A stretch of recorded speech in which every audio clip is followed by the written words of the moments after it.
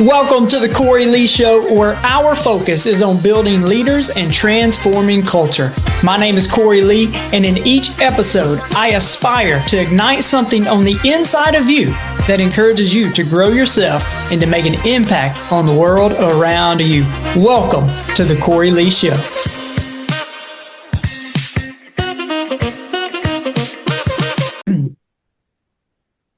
Well, welcome back to the Cory Lee Show. Hey guys, got another great episode today. Got my friend Chuck Parish on. And by the way, Chuck, you were on the podcast last year, and your podcast episode, mine and your conversation, had the most downloads of any other conversation I had or any other episode that I did last year. So the bar is pretty high. The expectations, Chuck, are super high. Now, I know this is going to be a good conversation. Chuck's got a ton of wisdom. Chuck is a pastor, but he also, very much like myself, he does leadership training, does speaking, coaching, and just really mentoring and pouring in the lives of other people. And Chuck is a man of great wisdom. Like I said, he's someone that I can go to. And then, one of our mentors, Chuck, he always said, before you ask somebody what they think, make sure there's somebody who actually thinks.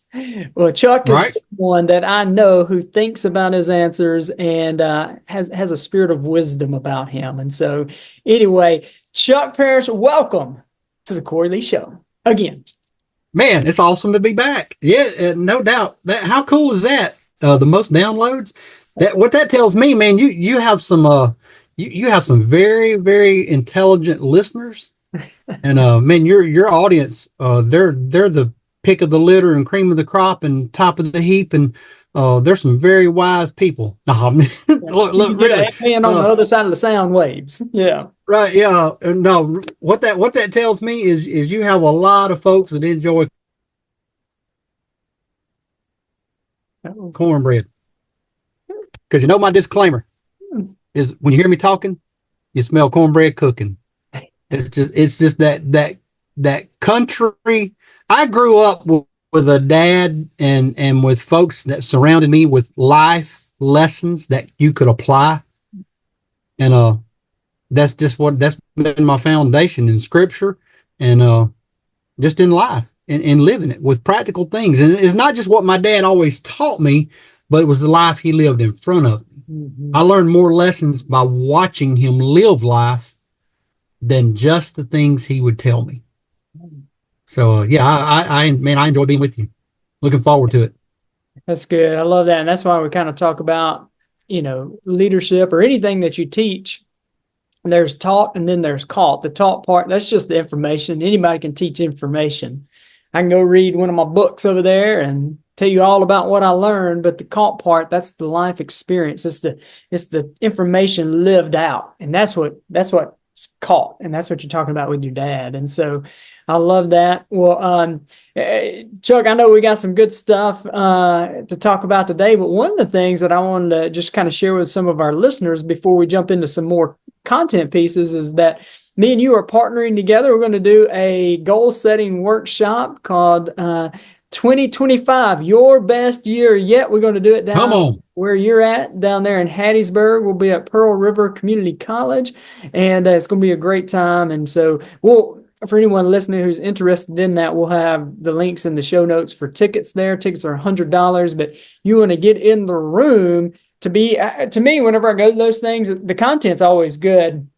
But it's the networking and the connections that I make with other like-minded leaders. And so we want to make sure to facilitate that and have some good content. So looking forward to that. But Chuck, kind of take us what's going on in your world today. The last time you were on, you kind of shared with us a bit about your journey. But what are some of the things that you're working on today?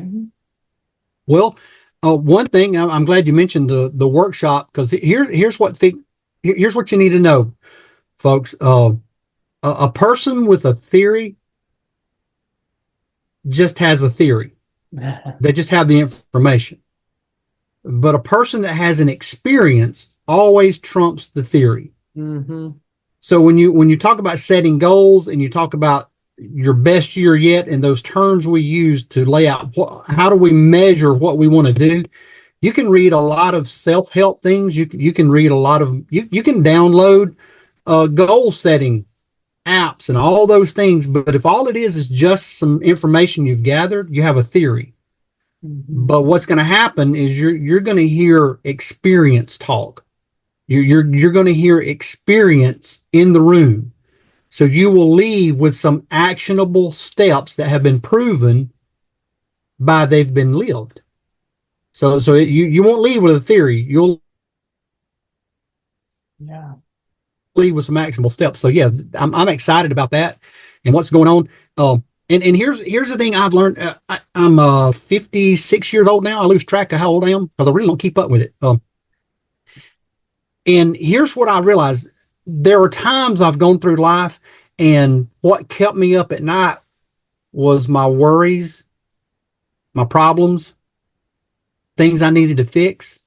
And I would get so absorbed into that. And that's human nature. That doesn't mean that there's something wrong with you, that you have concerns. But I have found myself in the past year. You know, somebody asked the question the other day. It may have been you, Cory. What are you thinking about at 2 o'clock in the morning? And that really resonated with me, because here's what I've realized: the thing that keeps me up at night now is not my problems; it's my vision. Yeah. And there's such a hunger, there's such a desire. When I use that word vision, it's the fulfilling of my purpose. It's that thing is what drives me. And we have moments. I've experienced them in the last few weeks, last month. You have things that happen, and sort of like a boxing match. You know, you can prepare for the blows that you see your opponent happening, and you can counter those, and you can even absorb the pressure of it when you see it happening. But it's that blow you don't see coming. It's the one you didn't see it, and it's called being blindsided. And so when you get those, and it rattles the cobwebs loose, and it does all those things. And if you're not careful, you'll slip into that old habit. Yeah. And I that's when I realized that you have to notice who's in your corner. Turn around, look, like, who's there? Do you have a good cut man? Do you have a trainer, a coach that's speaking life to you? Do you have someone that's going to pop the stool down there for you and let you rest your legs? Who is in your corner? Or is there someone standing there and they're holding that ball ready to throw it in for you? Like, you just need to give up. You like, why are you even trying this? And here's what I realized: when you have the dream and the vision, you can get overexcited to share it. Yeah. Because you're living in that. And we pull that, you like this, for those of you, the listeners that have a faith background. I'm a person of faith, so that's my foundation. That's where I speak from. So, but you see that in the life of Joseph. He had a dream of how God was going to use him, and he immediately shared it. Maybe there was some arrogance. Maybe there were some things in his life, immaturity, not a lot of wisdom in how to do it. But he threw it out there, and no one accepted it. And the thing of it is, those closest to him did not accept it. And there's where discouragement can hit us, because we can have a vision, and we can have I want to do this with my business. I want to change careers. I want to do this with my relationships. I want to do this. I want to work in this ministry at church, and that burns with you, and you throw it out there, and those closest to you will be your greatest opponents. Yeah. And you'll get so discouraged in it. And what we have to realize that once the promise is given to you, once the vision is placed, because here's the thing: what's placed inside of you, nobody else can do.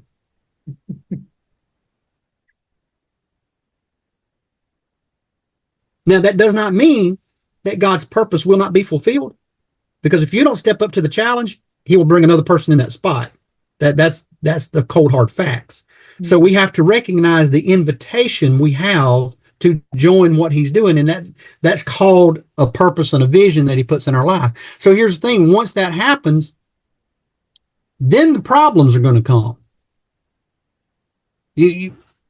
How I want to say this: If you did not have a vision for your life, you would not have the courage to endure the problems you face. See, the problems are going to be there. And without purpose to them, you lose your endurance. But if you know there's a purpose and you know there's a vision for your life, when the hard things hit, you know to push through it because what's on the other side of it. So here's the thing. When those things begin to happen, the ones closest to Joseph,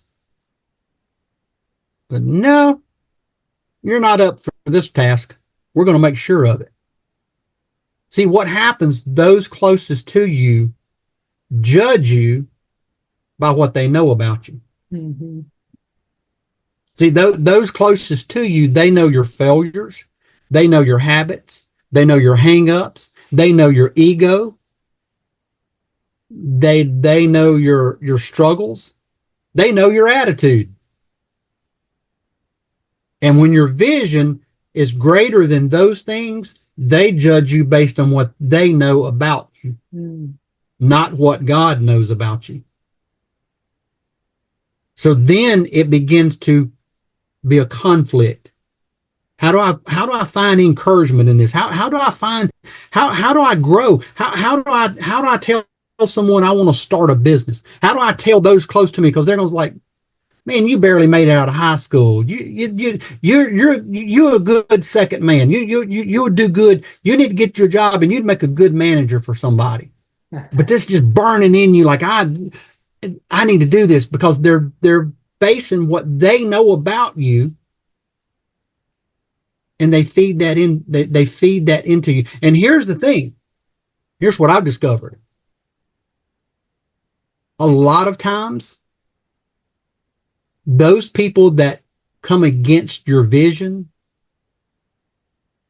the root of that attack is because they have no vision for themselves. Yeah. What I don't see in me, I won't see in you. Yeah. If I have no reason to get up and go tomorrow, why do I want Cory Lee to get up and go? we just need to figure out a way we can just stay comfortable today. Mm-hmm. If I can just remain comfortable, when you hear folks say things like, I just got all I need.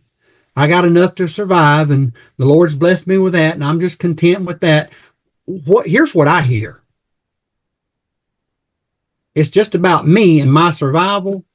And I really have no vision to do anything else.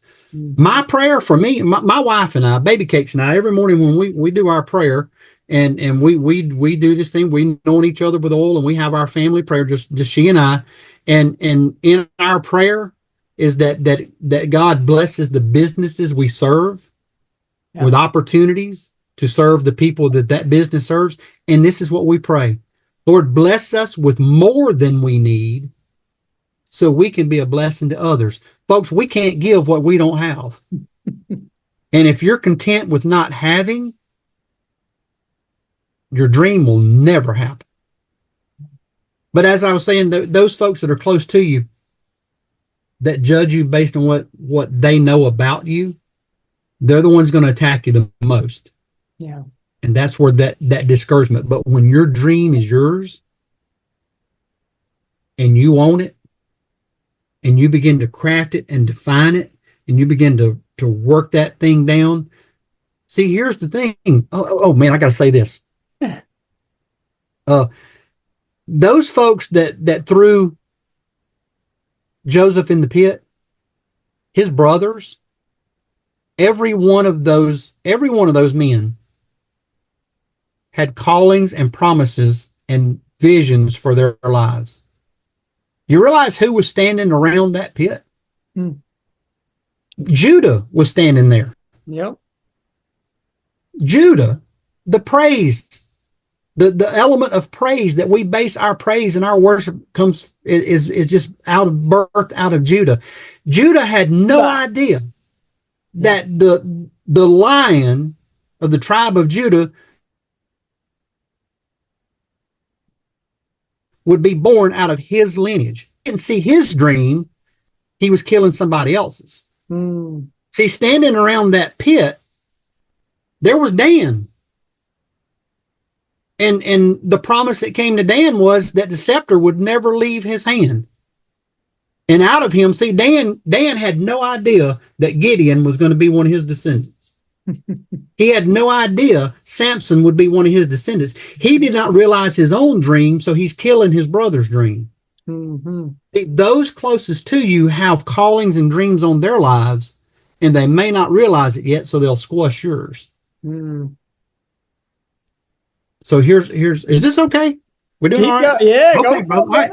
So because I want whoever's listening, whoever's tuned into the Cory Lee podcast today, and you're downloading this and you're going to take and absorb it. I want you to leave with a nugget that says your dream and your calling will be fulfilled if you'll see it through. Mm. Endure that process. I heard one of my favorite preachers. He made this statement. He said, if you're going to experience the dream, you have to endure the nightmare. Hmm. That's the thing, right? So how do you take care of that? How do you do that? And here's what I thought of. I talk about my dad a lot. I miss him every day. And there's not a day that goes by that I don't think about him in some capacity. And I can remember, like I said, I'm 56. I remember when I first got my driver's license. You know how that is as a teenager? Man, you can't wait. Can I borrow the car? Can I go? Can I do? Well, my dad, he always loved, my dad was a big guy. He was a big fluffy guy. He always said he was built for comfort, not speed. He wasn't the athletic cut guy. He just built for comfort. So anyway, he always loved big cars. We always had a big car. Well, family, for all my brothers and all that. Anyway, my dad had a Lincoln Town car that he had picked up and had ordered. It came with a aftermarket engine it was one of the police interceptor engines and all those things they had put in this Lincoln. Thing would run, man, and it was one of the big ones. Like we're talking about back in the day when the back seat looked like the sofa in the living room. It was huge. And so plain, man, he loved that car. Well, there was one night when a buddy of mine, Travis, was coming to spend the night with me. We were going to watch movies and just snack out. So my dad let us run up to the store. In here in the South, we have stores called Piggly Wiggly. You've never shopped till you shopped at a Piggly Wiggly. So Travis and Pop gives me the keys to the car, and he lets us run to Piggly Wiggly. And we go in there, man, we're getting chips and snacks. We're just loading up on stuff to go. And there's 3 or 4 guys, a couple of women in front of us checking out. And we're just in line. And that's all that was in the store. It was late at night, and we were just making a late night snack run. And they walk out ahead of us, and we pay for stuff. Well, they walk by the car, and Dad's antenna that was sticking up on the car, one of the guys take it, and he just bends it. For what? I have no idea why. And he takes that thing and he gnarls it all up. And Travis looks at me and he goes, "Oh no, man." He's like, "Your dad's going to kill us." He knows how he felt about the car. And I said, "No." I said, "We're going to go show him." He said, "No, we need to see if we can straighten it out." I said, "No, don't touch it. Don't touch it." So we go back to the house and I go inside. We put our stuff down, and Pop was in the bedroom. So I walked back there. I said, "Can you walk outside for a minute? I want to show you something." And he come walking out, and I showed him the antenna. I said, we went in the store, came out. There was folks ahead of us, walked right by the car. Don't know why he did it, but you need to know. Here it is. He said, "Get in the car, boys." No idea what it was about. I was all right. So me and Travis, we load up. We head to Piggly Wiggly.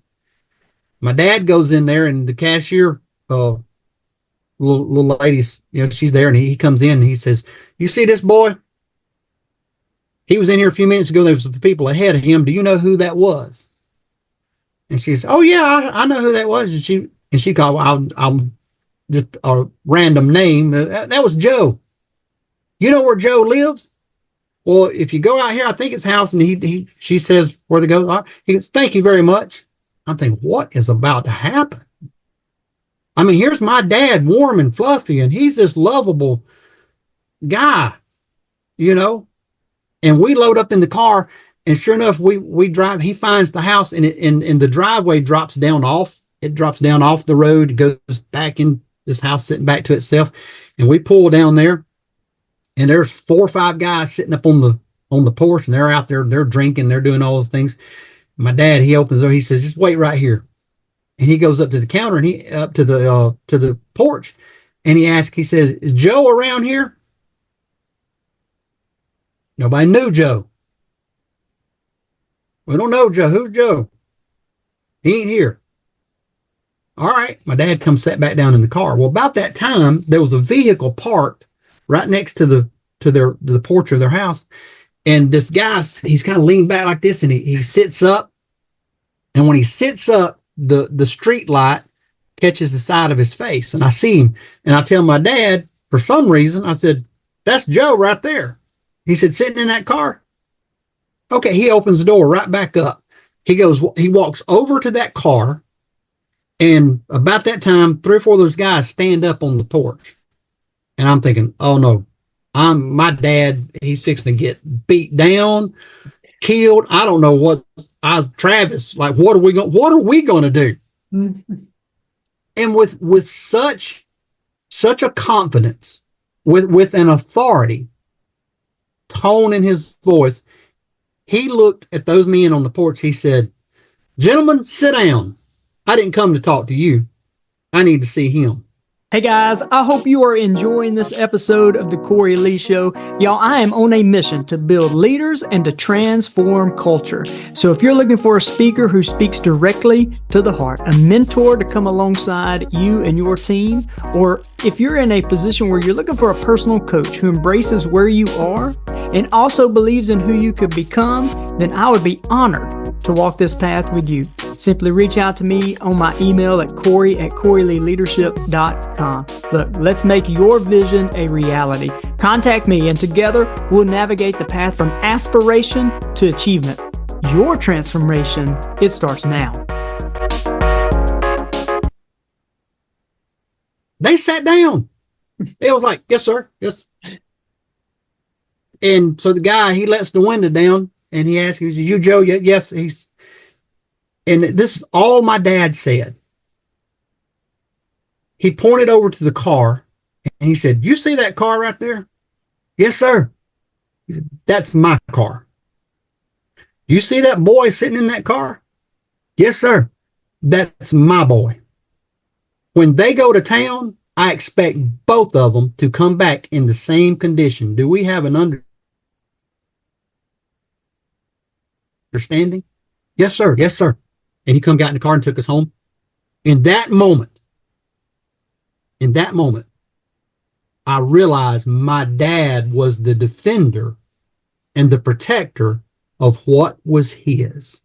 Mm.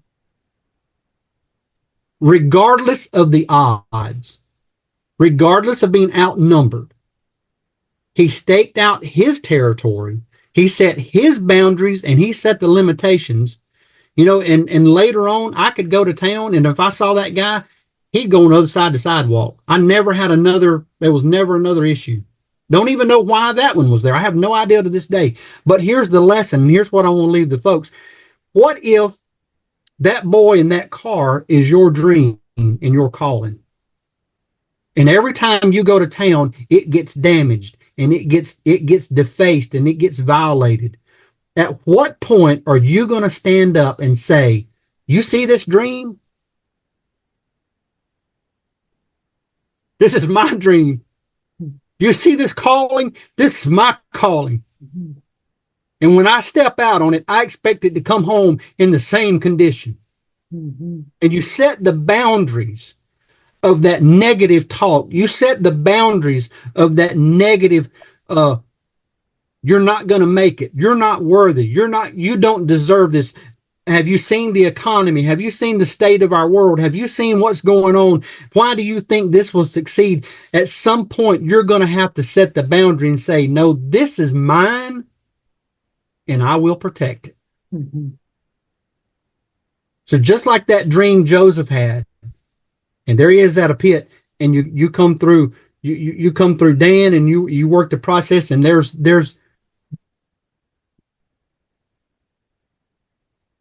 Gideon standing, and he's you talking about dysfunctional. He's threshing wheat in a wine press, hiding out, surviving on what he could survive on. And at some point, when he didn't believe what was good about him, the angel came to him and said, "You mighty man of valor." Oh, not me. Not I mean, I'm the least in my family. My family's the least in the tribe. The tribe is the least in all the nation, and the nation ain't nothing to speak of. You talking about some negative self-talk. But he stood his ground. So I want to encourage your listeners today. The dream and the vision they have, that thing that keeps you up at night, not your worries, but that thing you want to accomplish, protect it, defend it. That's the lesson I learned from my dad, not by what he taught me, but by what I watched him live. Mm-hmm. Now, you have any questions for me, sir? I know I went on a rant. Yeah, no, that was good, Chuck. Something I was thinking about. I recently read David and Goliath account, right? And First Samuel 17. Something interesting stood out to me this time. You know, David, he goes up to the camp to see the battle, and when he gets there, he hears all the giant talking, right, and all the people running around afraid. But he hears the people say, "Hey, what is the man who goes and takes out this giant, he's going to get to be wealthy. He gets to marry the king's daughter. So he's going to be royalty, and he ain't never got to pay taxes again." And David's like, "Say what? Come again?" And he asked the people, but what happens as he's asking the people, his brother comes up and says something to him. And that's what you were talking about. Those people who try to cut you down, and it hurts more when it comes from the people closest to you, right? The people who should support your dream. His oldest brother comes to him and he says, "Who'd you leave those few sheep with? I know your insolence of heart. I know your pride and your arrogant," right? But then check out David's response. This is why I bring this up, because it goes into what you're saying. David says, "Isn't there a cause? Isn't there a cause," right? And like that dream inside of you, and you're talking about that passion inside of you, isn't there a cause? It is there for a purpose and a reason. I've heard you say something, maybe you can say it better than what I was going to say, is like God saw a problem and he created you. Yeah. What you mean by that, Chuck? Well, here's the thing. Here's what we have to realize. The problem always exists before the answer comes. Now, religion, church, has always taught me that the answer is there before the problem. They'll say, and I understand that theologically, that God is the answer to our problems. I get that. But we actually, that has been flipped. Is that the problem always exists before the answer.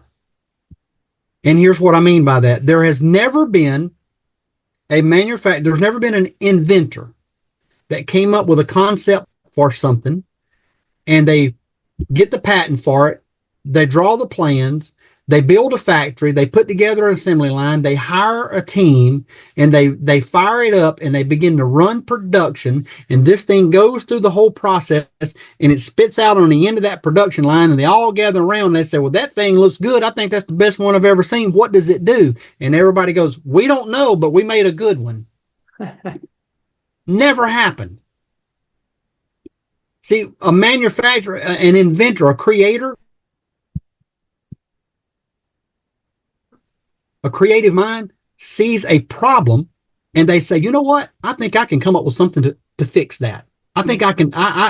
If I can tweak this right, we can make something answer that, and he creates something and produces it, and it becomes the answer to a problem. So what that tells us, we have a creator that has designed every one of us, and he designed us for a specific problem that has already been on this planet. And when we do not know what we are designed for, we get frustrated and we fill that void with other things. Mm-hmm. But once you know your purpose, you know what you're here to do, then your job, the what that you do simply becomes the vehicle that you use to fulfill your why. That's the power of that process. When look, and you're talking about when those closest to you discourage you because they know you the best. They know your failures. They, like I said at the beginning, they know you and they judge you based on what they know about you. Mm-hmm. All right. But what does the enemy know about you? What is the enemy saying? And when I use that word enemy, the enemy of your vision, the enemy of your calling, the enemy of your soul, or let's just cook that down to what is your competitors saying about you? What are they saying when you think you're defeated? Let's revisit Gideon. Now he goes through this process and he does all these things for his, and he still hits these discouraging moments by those people around him. And God tells him, he says, why don't you slip over into the camp and go listen to what they're doing? So him and another guy, they go into the camp of the enemy, and they nuzzle up, says they get to a tent, and they get sitting there. I see them with their backs against this tent, and they hear this conversation. And in this conversation, what they're saying about Gideon is that they've had this, this dream, this vision, this big cake rolling through the camp and wiping it out. And they're in there scared. They said, Gideon's going to come. He's going to come obliterate us. And Gideon looks at his guy. He goes, let's go. Let's go. See, what you have to understand, the enemy is more afraid of you than you realize. Mm-hmm. Those competitors that are trying to defang or those things in your business, what they're really saying is they know you're a person of purpose. You're a kingdom-minded entrepreneur. You're on a kingdom mission, and that can worry them. Mm-hmm. So sometimes you need to know what your enemy says about you more than you need to know what those closest to you are saying about you.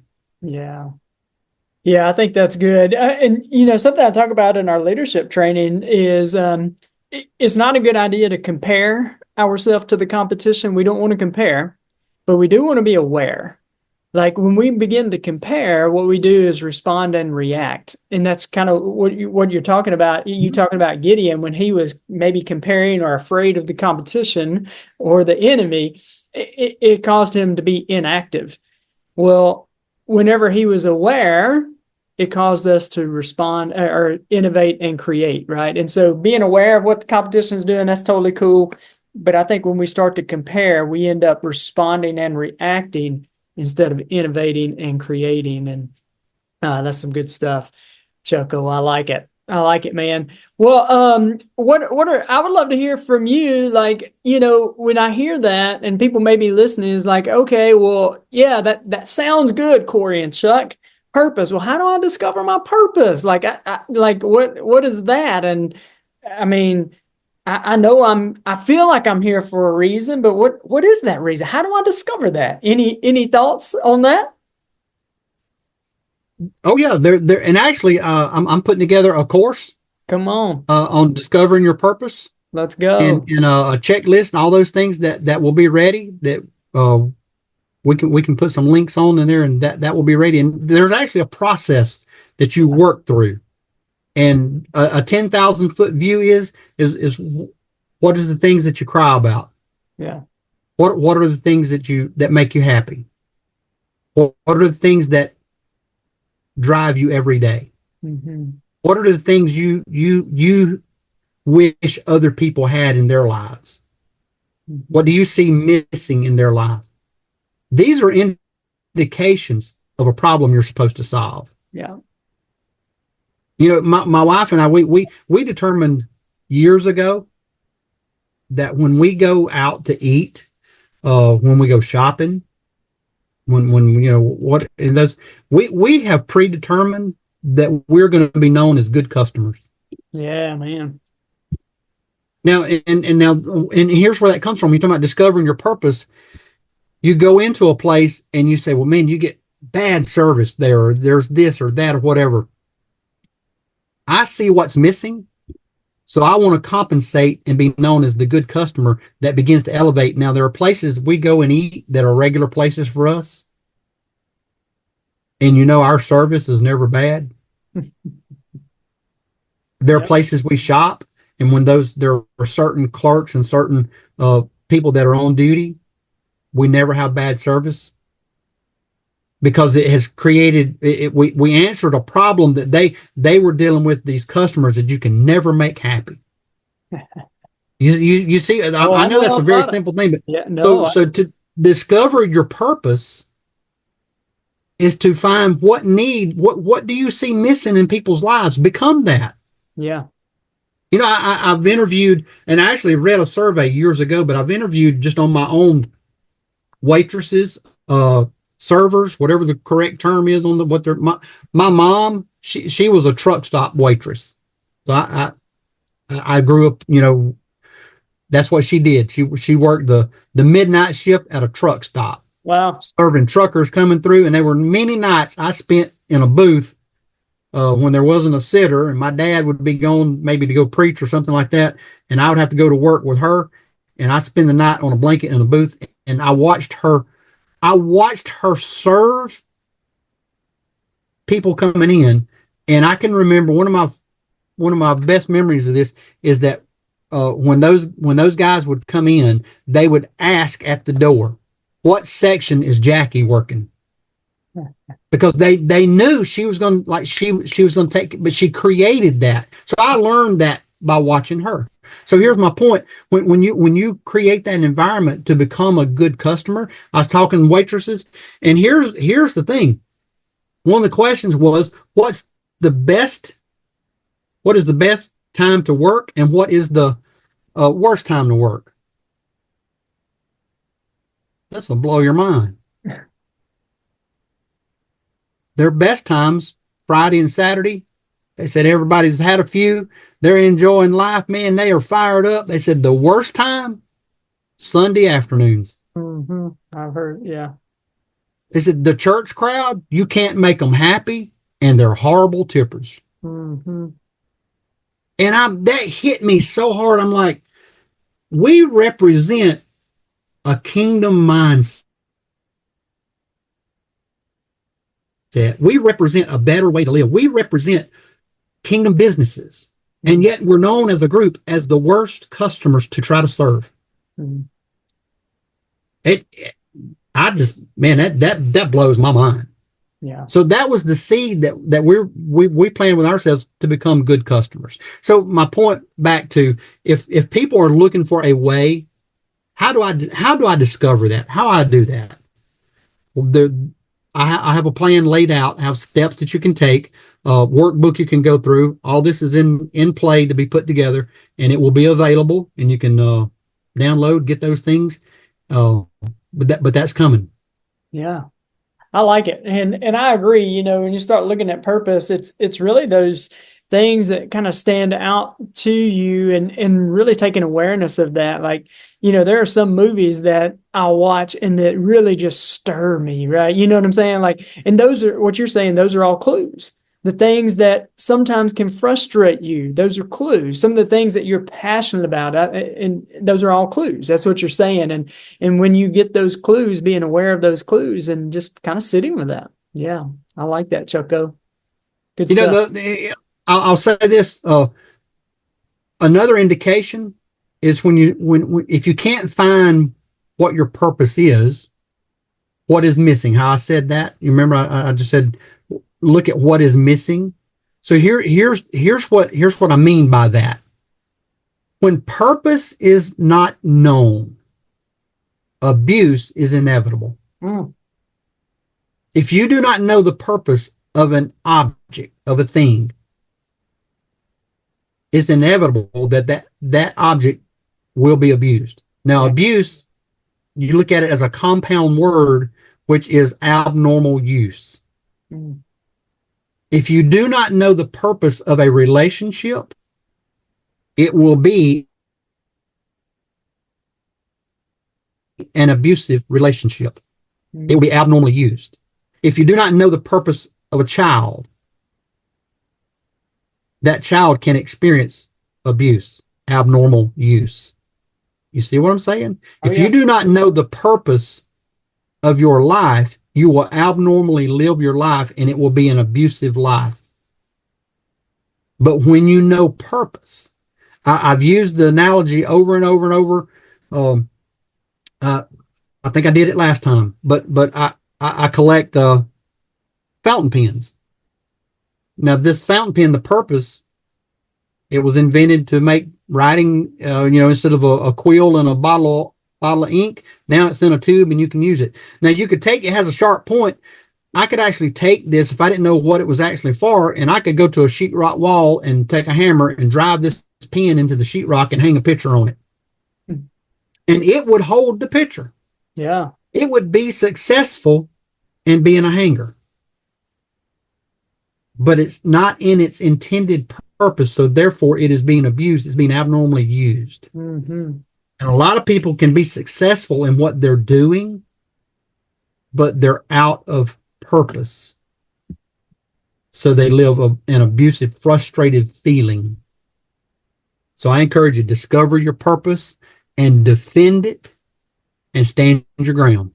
Defend it. That's my car and that's my boy. Yeah, I like it. And I expect them to come home the same way they left. That's it, right? Chucko, I'm 100% with you, man. I believe every person that is listening, they've been created on purpose, for a purpose, and that mistakes, mess ups, failures, all that's events, not identity statements. And so I appreciate you, Chuck. Hey, so say somebody's listening and is like, man, I want to connect with old Chuck. Boy, I'll tell you what, he sounds like good old, like you said, what'd you say, cornbread and biscuits or something? Like, I want to connect with that man. Or I want to find out more about your purpose thing that you've got put together. How do people connect with you, Chuck? All right, you can just go to parishleadership.com.